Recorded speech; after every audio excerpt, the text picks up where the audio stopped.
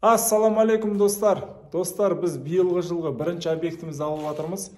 Жалпы 9-шы квартирамыз ремонтқа. Өзімнің жерлесім Жаркенттен бір кісі келіп үйін тапсырып кетті.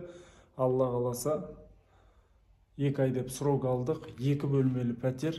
Жалпы құны 5 миллион теңге. Толық материалы жұмысымен бірге кіреді.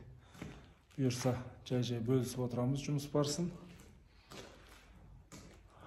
City Plus, ЖК City Plus Сайранның қасында 3-ші этажда осындай тамаша пәтер. 2 бөлмелі.